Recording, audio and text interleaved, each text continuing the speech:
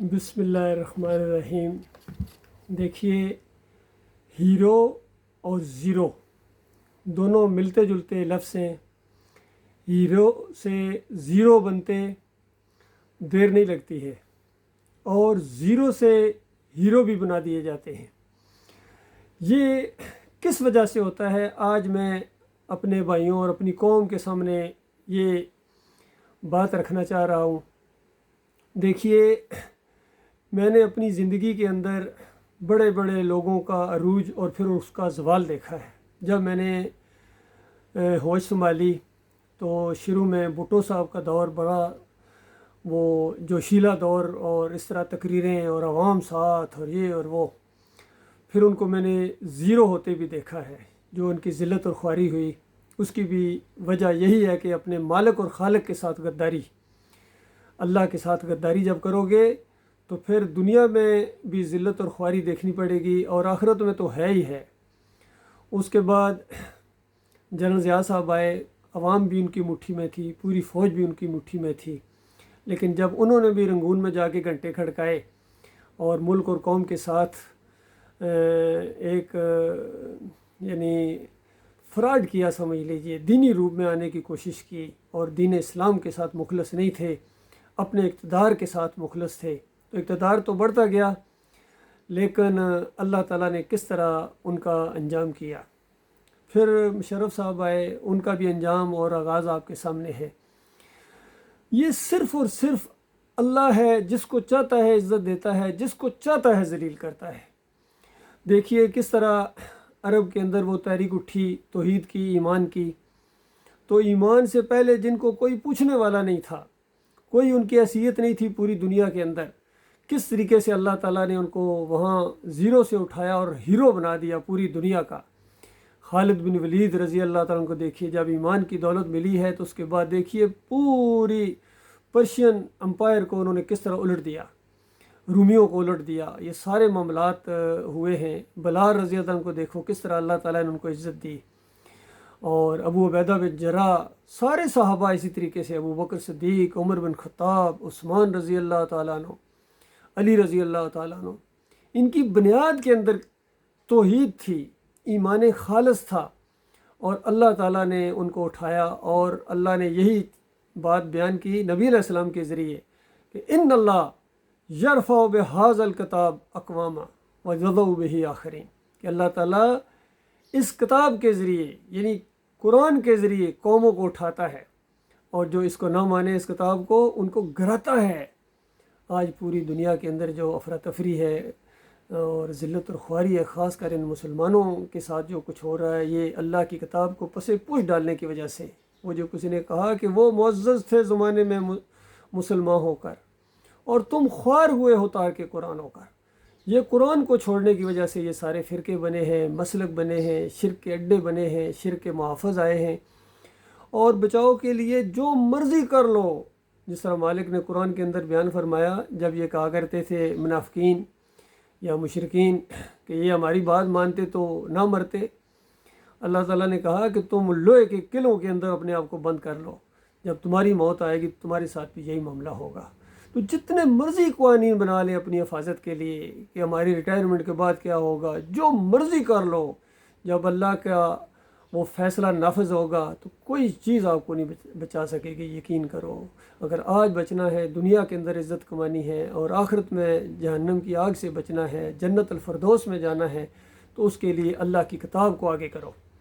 और अल्लाह की किताब के पहले सफ़े के ऊपर यह मसला पूरी तरह बयान कर दिया गया है। पहले छोटी सी सूरत जिसको हर सलात के अंदर पढ़ते हो, अल्लाह की हम्द व सना बयान करते हो, बराह रास्त अल्लाह ताला को पुकारते हो कि अल्लाह हम तेरे बंदे हैं, हम तुझसे मदद मांगते हैं, तेरी बंदगी करते हैं, करते रहेंगे, तुझसे मदद मांगते हैं, मांगते रहेंगे। फिर मुश्किल मुसीबत में दूसरों को क्यों पुकारते हो? नेक लोगों के रास्ते पर चलना है, उनको पूजना पुकारना शिर्क है, याद रखिए। उनको सजदे करना, उनको वास्ते वसीले उनके देना और उन पर तवक्कुल और भरोसा करना और मुश्किल वक्त में उनको पुकारना, जिस तरह कौम पुकार रही है, या अली मदद, या रसूल मदद, लब्बैक या हुसैन, ये सारी पुकारें अल्लाह के बंदों कुरान के पहले सफ़े का इनकार है। और फिर दुआ मांगते हो अल्लाह ताला से, हर नमाज के अंदर गोया एक मरकज़ी दुआ मांगते हो कि या अल्लाह हमें नेक लोगों के रास्ते पर चला, ان لوگوں کا راستہ جن پر تو نے انعام کیا۔ تو اللہ تعالیٰ نے دو راستے آپ کے سامنے رکھے ہیں، ایک انعام یافتہ لوگوں کا راستہ ہے، اس میں آدم علیہ السلام ہے، نوح علیہ السلام ہے، ابراہیم علیہ السلام ہے، موسیٰ علیہ السلام ہے، اور عیسیٰ علیہ السلام ہے، خود محمد صلی اللہ علیہ وسلم ہے، اور نیک لوگ جتنے بھی اس راستے پر چلے ہیں، ان کے راستے پر چلو نا، ان کے راستے پر چلو۔ کتنے راست باز انسان تھے، کتنے اللہ کی بندگی کرنے والے تھے اور اللہ کے علاوہ کسی سے نہیں ڈرتے تھے، ان کے راستے پر چلو۔ تم نے تو چلنا شروع کر دیا جن کے اوپر لعنتیں پڑی تھیں اور جن کے راستے سے بھٹک گئے، حالانکہ دعا مانگتے یا اللہ ان لوگوں کے راستے پر نہ چلانا جو گمراہ ہو گئے، جن پر تیرا غضب نازل ہوا، یعنی یہود و نصارہ کی بات۔ تو آج یہود و نصارہ کو آئیڈیل مانتے ہو، ان کے راستے پر چلتے ہو، سارے طرز وہی ہیں، عقائد وہی ہیں، طریقے وہی ہیں، رسم و رواج وہی ہیں، تو پھر کس طرح تم جنت میں جاؤ گے؟ یہ میری سمجھ سے باہر ہے یہ مسئلہ کہ یہود و نصارہ کے راستے پر چلو۔ اور نبی علیہ السلام نے اپنی زندگی کے آخری دنوں کے اندر کہا تھا لعن اللہ علی یہود و نصارہ اتخذوا قبور الانبیاء و صالحین مساجدہ، اللہ کی لعنت ان یہودیوں کے اوپر، ان عیسائیوں کے اوپر، انہوں نے اپنے انبیاء اور صالحین کی قبروں کو مساجد بنایا تھا، یعنی قبروں کے اوپر جا کے سجدے کیے تھے۔ وہ سب کچھ جو مسجدوں میں ہونا چاہیے تھا یہ قبروں کے ساتھ کرنا شروع ہو گئے۔ تو میری قوم کے لوگوں یہ سب کچھ کر رہے ہو یا نہیں کر رہے ہو؟ باٹی لاہور میں جا کر دیکھو، یہ سنا ہے کہ زائرین کی سہولت کے لیے یہ غریبوں کی یہ جو دکانیں یہ مسمار کر دی گئی، زائرین یعنی کفر و شرک کرنے والوں کو سہولت دینے کے لیے۔ اور یہی پروفیسر غفور نے کہا تھا کہ مجھے کامیاب کرو، میں راولپنڈی سے آنے والی جو سڑکیں ہیں یہاں بریمام، یہ اسلام آباد کی سڑکوں کی طرح میں چوڑا کروا دوں گا تاکہ آسانی کے ساتھ یہ مشرک وہاں کے اپنا ماتھا ٹیک دیں۔ تو یہ تو شرک کے رکھوالے اور شرک کے خدمت کرنے والے ہیں، یہ حرمین کے خادم نہیں ہیں، یہ شرک کے رکھوالے ہیں۔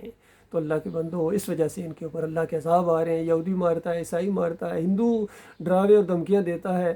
تو اللہ کے بندو یہ تو دنیا کا معاملہ ہے، کہا یہ دنیا کی حد تک ہوتا تو پھر تو معاملہ چلو کوئی بات نہیں، لیکن مرنے کے ساتھ جو آگ لگنے والی ہے، جہنم منہ کھولے جو انتظار کر رہی ہے، اس کا کیا بنے گا؟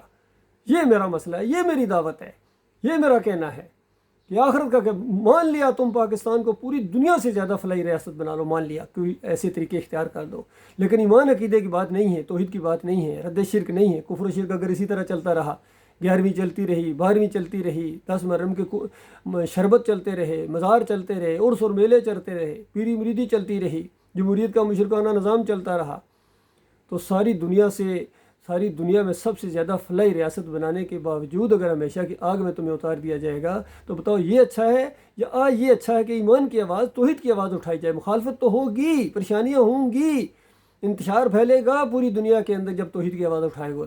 یہ تو وہی والا انتشار ہے جو فرعون نے کہا تھا کہ موسیٰ اگر تمہاری بات مان لی جائے تو انتشار پھیل جائے گا ملک کے اندر، یہ وہ والا انتشار۔ باقی خیر اسی کے اندر سے آتی ہے، توحید کی دعوت کے ذریعے آتی ہے، کوئی اور طریقہ نہیں ہے۔ آخری نبی محمد صلی اللہ علیہ وسلم نے یہ طریقہ اختیار کیا، سارے انبیاء کی سنت ہے، اللہ کا حکم ہے۔ موطا امام مالک کے اندر حدیث ہے نبی علیہ السلام کی کہ میں اس طرح اصلاح کر رہا ہوں جس طرح پچھلی قوموں کی ہوئی ہے، اور آئندہ جب کبھی اصلاح ہوگی اسی طریقے سے ہوگی جس طرح میں کر رہا ہوں۔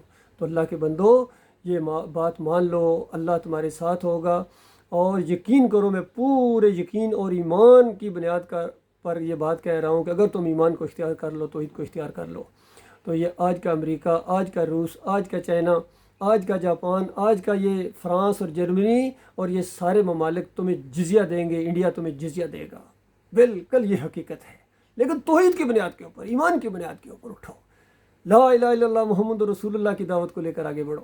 کوئی فرقہ نہیں ہے، کوئی مسلک نہیں ہے، کسی کو نہیں پکارا جائے گا، کسی اور کی نظر و نیاز نہیں ہوگی، کسی اور کے سامنے رکوع اور سجدے نہیں ہوں گے، صرف اللہ کی بات چلے گی اور اللہ کے رسول صلی اللہ علیہ وآلہ وسلم کی بات چلے گی۔ کسی پر چوٹ لگے کوئی ناراض ہو، جب یہ موقف اختیار کیا جائے گا کس طرح دیکھنا اللہ تعالیٰ آپ کے راستے کھولے گا۔ اللہ تعالیٰ غور و فکر کرنے کی توفیق عطا فرمائے۔ وقول کو لہٰذا استغفر اللہ لی ولکم۔ میرا کسی مسلک سے کوئی تعلق نہیں، یاد رکھنا، کسی سیاسی پارٹی سے میرا کوئی تعلق نہیں، میں آپ کا بھائی ہوں اور صرف آپ کا خیر خواہ ہوں، حقیقی کامیابی کی طرف آپ کو بلاتا ہوں اور ہمیشہ بلاتا رہوں گا انشاءاللہ۔